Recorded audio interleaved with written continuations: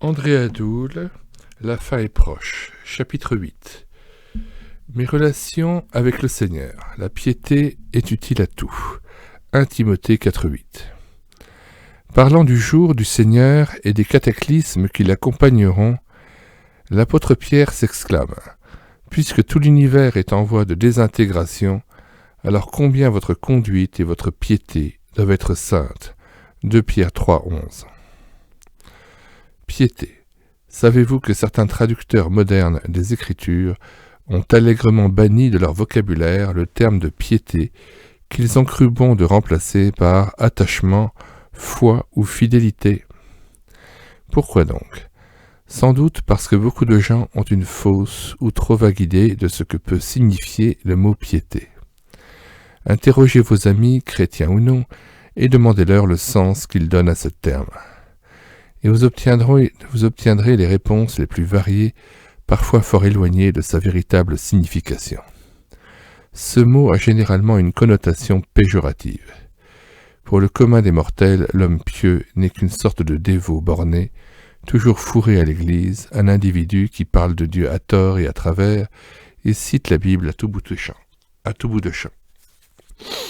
Quoi qu'il en soit, nous aurions souhaité qu'on maintînt le terme de piété, car il nous semble que le mot qu'on lui a substitué, c'est-à-dire attachement, ne traduit pas exactement la pensée des auteurs bibliques. La piété est action, l'attachement est fruit, le fruit de la piété. Après tout, les gens religieux engagés dans leur église et zélés pour les bonnes œuvres peuvent se croire justement à cause de leur zèle très attachés à Dieu. Lisons la note de André Adoul, page 49. Certainement le terme de piété est préférable à celui d'attachement, car il nous paraît difficile d'utiliser le mot attachement dans les passages du Nouveau Testament où il est employé. Jugez-en vous-même en remplaçant dans les textes suivants le mot piété par celui d'attachement. Exerce-toi à la piété. 1 Timothée 4,8. La piété est utile à tout. 1 Timothée 4,8. La doctrine qui est selon la piété. 1 Timothée 6,3. Elle nous enseigne à vivre selon la piété. Tite 2,12. Rendez à Dieu avec piété un culte qui l'honore. Hébreux 12,28. Faites tous vos efforts pour joindre à votre foi la piété. 2 Pierre 1, 3 à 4. Il faut savoir que la piété concerne tout particulièrement la fréquence, la valeur et l'intensité de nos relations avec les êtres qui nous ont communiqué la vie, à savoir nos parents. La piété filiale, 1 Timothée 5,4, et bien sûr, Dieu le Père, notre Seigneur, à qui nous devons tout, Hébreux 12,28. L'homme pieux se plaît à les honorer, à leur consacrer du temps, à les servir avec soumission et persévérance, à leur témoigner amour, respect et reconnaissance. Qui est véritablement pieux, met tout en œuvre pour plaire à son Seigneur. Il cultive l'amitié de Dieu par la prière et la méditation fidèle de l'Écriture. Plus encore, il participe activement à la vie de l'Église locale et saisit toutes les occasions pour servir le Maître et le prochain. Le but de tout cela est de retrouver le premier amour s'il a été abandonné, mais surtout de s'attacher au Seigneur avec la constante préoccupation de vivre en étroite communion avec lui pour l'honorer et le servir. La piété est donc action. La Bible parle des œuvres de piété, 2 Chroniques 32, 32. Des actes de piété, Néhémie 13, 14. C'est ainsi que l'apôtre Pierre recommande vigoureusement à ses lecteurs de faire tous leurs efforts pour joindre à leur foi la piété. 2 Pierre 1, 3 à 8. Rien ne plaît tant au Seigneur qu'un attachement ardent à sa personne. Le psaume 16 nous présente l'homme pieux. C'est celui qui se complaît devant la face de Dieu, veillant à avoir constamment l'Éternel sous ses yeux. Traduction 2, verset 8. Alors grande est sa joie de le contempler, verset 11. Et parce que le Seigneur est à sa droite, donc tout près et à la place d'honneur, cet adorateur reste ferme dans sa marche. Il ne chancelle pas, verset 8b. Loin d'être passif, le chrétien pieux agit. Il s'efforce de vivre en étroite communion avec son Dieu. il veille jalousement sur ses relations avec le Seigneur, afin qu'elles deviennent toujours plus intimes, habituelles et si possible permanentes. Mais il n'oublie jamais que Dieu seul peut le rendre capable de vivre continuellement devant sa face. Aussi, le chrétien s'attend-il à lui constamment, avec foi et soumission, en s'efforçant de ramener ses pensées vers le Seigneur chaque fois qu'il prend conscience de l'avoir oublié, à l'instar de David qui déclarait « Je tourne constamment les yeux vers l'Éternel » psaume 25, verset 15. Par la même voie, l'Écriture invite l'enfant de Dieu à rechercher sa face, afin d'être capable de lui obéir et de lui plaire en toutes circonstances. « Mon cœur dit de ta part, cherchez ma face. Je cherche ta face, ô Éternel » psaume 27, verset 8. L'apôtre Pierre recommande à ses lecteurs de faire tous leurs efforts pour ajouter la piété à la foi qui les a unis au Christ.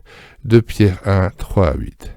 Non pas d'abord pour jouir de la présence du Seigneur, mais pour être rendu capable de lui plaire et de le servir avec joie.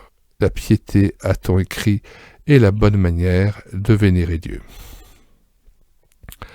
Même les chrétiens zélés devraient reconnaître qu'ils oublient trop souvent leur Seigneur. Que dire alors de ceux, et ils sont nombreux, qui, sans être repris intérieurement, congédient leur maître durant des journées, voire des semaines entières, alors qu'ils sont appelés à aimer Dieu de toute leur pensée, Matthieu 22, verset 37.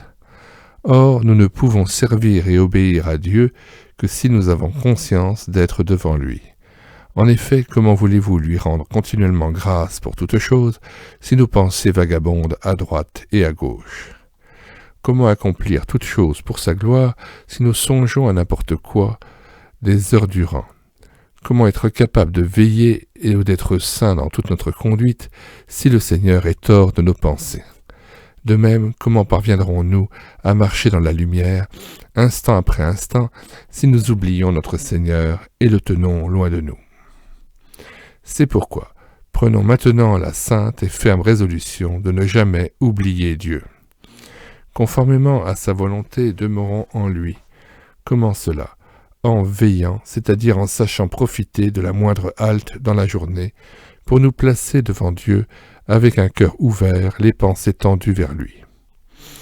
Mais, objectera-t-on, c'est impossible dans le tourbillon qui n'épargne personne, pas même les retraités qui se plaignent d'avoir tant de choses à faire. Au travail, par la moindre halte. Vraiment, il n'est pas facile de trouver un moment pour se recueillir, pour rentrer en soi-même et se trouver devant Dieu malgré le bruit et les va-et-vient incessants. Halte là. Ce n'est pas la faute des circonstances si nous manquons de temps, mais bien la nôtre, sans doute, parce que nous n'éprouvons pas un amour ardent pour le Maître. Car en vérité, on peut ce qu'on aime. Parlons vrai.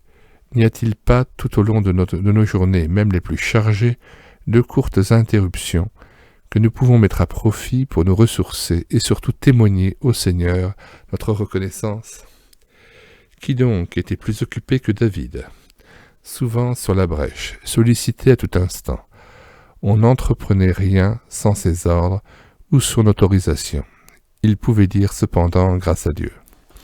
J'ai l'âme calme et tranquille comme un enfant sevré qui est auprès de sa mère. J'ai l'âme comme un enfant sevré. Sans doute avez-vous rencontré, hélas, ils sont rares, des croyants chargés de besogne et pourtant sereins, paisibles, réfléchis. Ils impressionnent et font envie tant ils vivent près du Christ.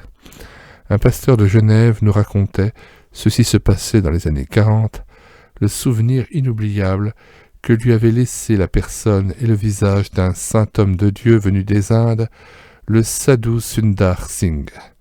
Ce chrétien exceptionnel vivait dans la sainte présence du Père. Et c'est bien dans la présence de Dieu qu'est notre véritable demeure. Habiter en lui, rester attaché au cep toujours plus intimement, est essentiel, indispensable pour que nous portions du fruit, convenons-en. Il y a des croyants plus chargés que nous, mais qui respirent un autre air et paraissent vivre en d'autres lieux. Ils ont des fardeaux eux aussi, mais des fardeaux qui ne paraissent pas meurtrir leurs épaules, alors que nous sommes si souvent agités et mécontents pour des riens. Sereins et heureux, ils sont rayonnants, répandant autour d'eux la paix qui vient de celui qui donne la paix. Question. Qu'en est-il de nos relations avec Dieu, de notre communion avec lui, de notre premier amour? Celui qui nous ordonne de l'aimer de toute notre pensée est-il présent dans nos pensées? Présent comment? Rarement, parfois, souvent, continuellement?